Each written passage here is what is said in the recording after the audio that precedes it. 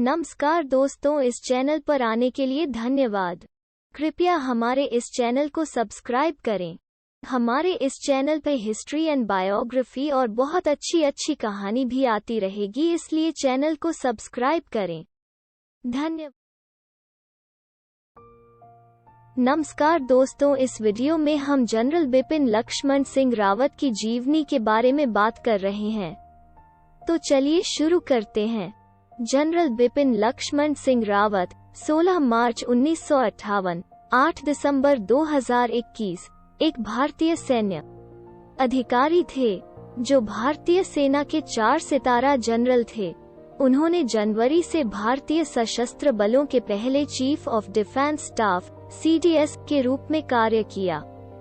2020 दिसंबर 2021 में एक हेलीकॉप्टर दुर्घटना में उनकी मृत्यु तक CDS के रूप में पदभार ग्रहण करने से पहले उन्होंने चीफ्स ऑफ स्टाफ कमेटी के 57वें और अंतिम अध्यक्ष के साथ साथ भारतीय थल सेना के 26वें चीफ ऑफ आर्मी स्टाफ के रूप में कार्य किया।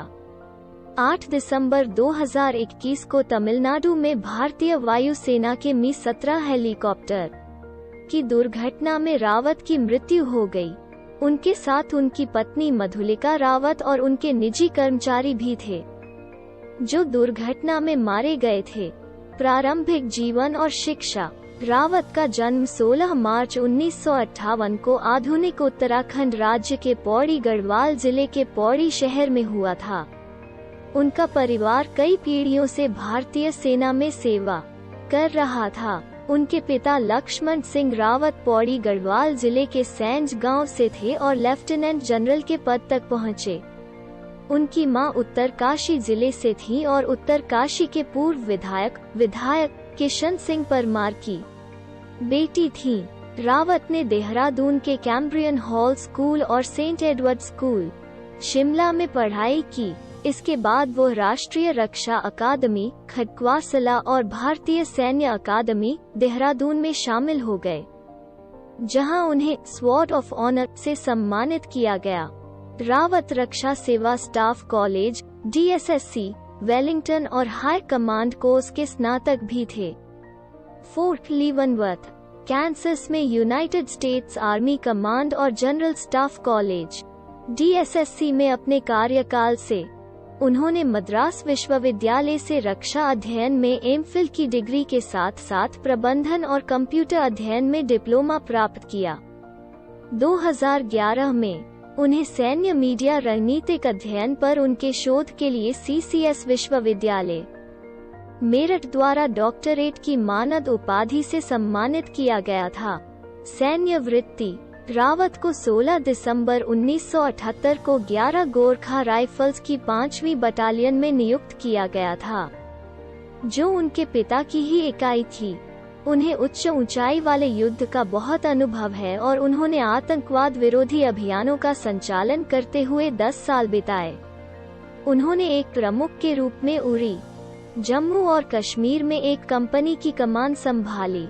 एक कर्नल के रूप में उन्होंने किबिथु में वास्तविक नियंत्रण रेखा के साथ पूर्वी सेक्टर में अपनी बटालियन 5वीं बटालियन 11 गोरखा राइफल्स की कमान संभाली।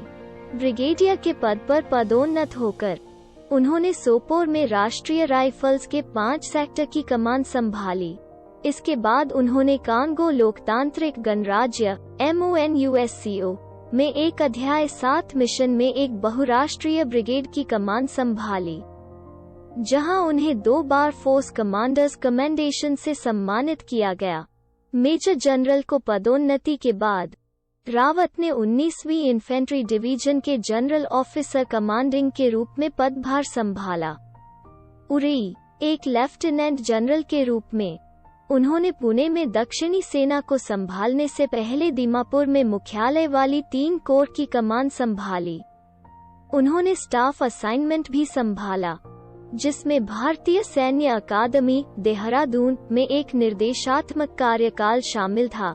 सेना में जनरल स्टाफ ऑफिसर ग्रेड 2 संचालन निदेशालय। मध्य भारत में एक पुनर्गठित सेना मैदानी इन्फेंट्री डिवीजन रैपिड के रसद कर्मचारी अधिकारी। सैन्य सचिव की शाखा में कर्नल सैन्य सचिव और उप सैन्य सचिव और जूनियर कमांड विंग में वरिष्ठ प्रशिक्षक। उन्होंने पूर्वी कमान के major general general staff MGGS के रूप में भी काम किया। सेना कमांडर ग्रेड में पदोन्नत होने के बाद रावत ने 1 जनवरी 2016 को दक्षिणी कमान के general officer commanding in chief GOC का पद ग्रहण किया। एक छोटे कार्यकाल के बाद उन्होंने थल सेना के उप प्रमुख का पद ग्रहण किया। 1 सितंबर 2016 को 28, 29, 17 दिसंबर 2016 को भारत सरकार ने उन्हें 2 और वरिष्ठ लेफ्टिनेंट जनरलों प्रवीण बख्शी और PM हारिज को पीछे छोड़ते हुए 27वें थल सेना प्रमुख के रूप में नियुक्त किया। उन्होंने 31 दिसंबर 2016 को 27वें COAS के रूप में सेनाध्यक्ष का पद संभाला। जनरल दलबीर सिंह सुहाग की सेवानिवृत्ति के बाद फील्ड मार्शल सैम मानेकशॉ और जनरल दलबीर सिंह सुहाग के बाद वे गोरखा ब्रिगेड के थल सेनाध्यक्ष बनने वाले तीसरे अधिकारी थे।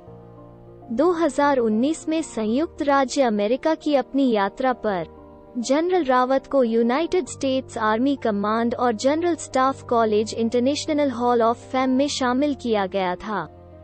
वो नेपाली सेना के मानद जनरल भी थे। भारतीय और नेपाली सेनाओं के बीच एक दूसरे के प्रमुखों को उनके करीबी और विशेष सैन्य संबंधों को दर्शाने के लिए जनरल की मानद रैंक प्रदान करने की परंपरा रही है। 1987 चीन भारतीय झड़प। 1987 के सुमदोरोंगचू घाटी में चीन भारतीय झड़प के दौरान तत्कालीन कैप्टन रावत की बटालियन को चीनी पीपुल्स लिबरेशन आर्मी के खिलाफ तैनात किया गया था। 1962 के युद्ध के बाद विवादित मैकमोहन लाइन के साथ गतिरोध पहला सैन्य टकराव था। कांगो में संयुक्त राष्ट्र मिशन। रावत ने MONUSCO कांगो लोकतांत्रिक गणराज्य में एक अध्याय 7 मिशन में एक बहुराष्ट्रीय ब्रिगेड की कमान संभाली। DRC में तैनाती के 2 सप्ताह के भीतर ब्रिगेड को पूर्व में एक बड़े हमले का सामना करना पड़ा, जिसने न केवल उत्तरी किवू गोमा की क्षेत्रीय राजधानी को बल्कि पूरे देश में स्थिरता के लिए खतरा पैदा कर दिया। स्थिति ने तेजी से प्रतिक्रिया की मांग की और उत्तरी किवू ब्रिगेड को मजबूत किया गया, जहां यह 7000 से अधिक पुरुषों और महिलाओं के लिए जिम्मेदार था, जो कुल मोनस्को बल के लगभग आधे का प्रतिनिधित्व करते थे। एक साथ CNDP और अन्य सशस्त्र समूहों के खिलाफ आक्रामक गतिज अभियानों में लगे हुए रावत तत्कालीन ब्रिगेडियर ने कांगो सेना FARDC को सामरिक समर्थन दिया। स्थानीय आबादी के साथ संवेदीकरण कार्यक्रम और विस्तृत समन्वय यह सुनिश्चित करने के लिए कि सभी को स्थिति के बारे में सूचित किया गया था और कमजोर आबादी की रक्षा करने की कोशिश करते हुए अभियोजन संचालन में एक साथ काम किया। परिचालन गति की यह व्यस्त अवधि पूरे 4 महीने तक चली। गोमा कभी नहीं गिरा, पूर्व स्थिर हो गया और मुख्य सशस्त्र समूह को बातचीत की मेज के लिए प्रेरित किया गया और तब से इसे FARDC में एकीकृत किया गया। उन्हें 16 मई 2009 को लंदन के विल्टन पार्क में एक विशेष सम्मेलन में संयुक्त राष्ट्र के सभी मिशनों के महासचिव और फोर्स कमांडरों के विशेष प्रतिनिधियों के लिए शांति प्रवर्तन का संशोधित चार्टर प्रस्तुत करने का भी काम सौंपा गया था। 2015 म्यांमार हमले।